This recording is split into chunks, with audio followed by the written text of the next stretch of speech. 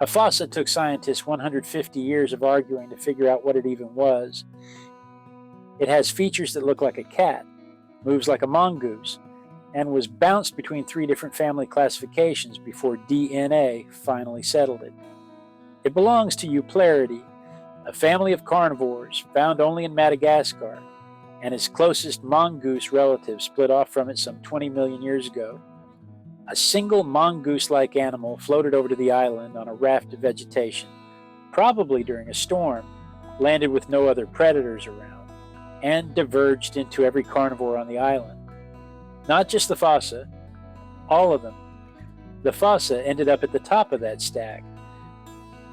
I used to think that whole rafting story was a stretch. Then in the late 90s or early 2000s, somebody caught it on video. A group of iguanas floating to an island in the Keys that no iguana had ever been to before. And now I have to admit it happens because we watched it happen. It is very good at the job. 50% of its diet is lemurs, and it hunts them both on the ground and up in the trees. Its ankles rotate close to 180 degrees, the same way squirrels do, so it can run head first down a tree trunk and stop on a dime. Lemurs have no safe zone from this thing. The females climb up to a branch sometimes 60 feet off the ground during mating season, and the males gather below and fight for their attention. She watches them compete and mates with most of the ones who stick around.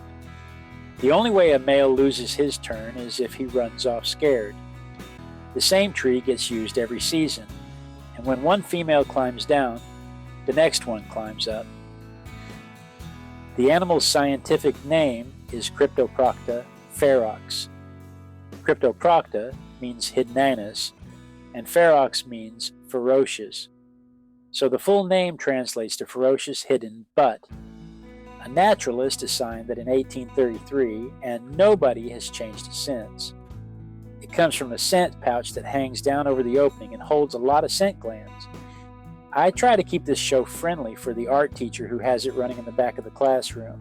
But when you tell a room full of 8th graders that an animal's name means ferocious hidden butt, you are going to get a room full of people paying attention.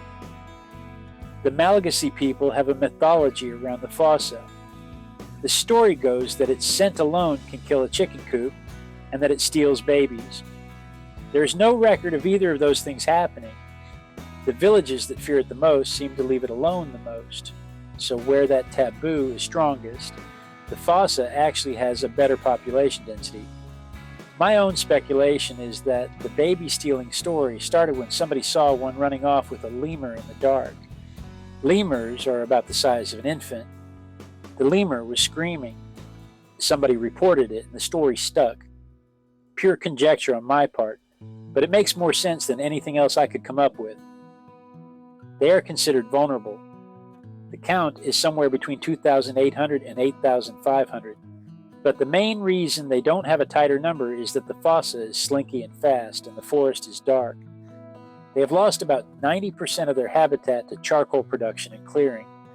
My hope is that ecotourism does for them what the taboo did, keeps people interested enough in the animal that it's worth more alive than not.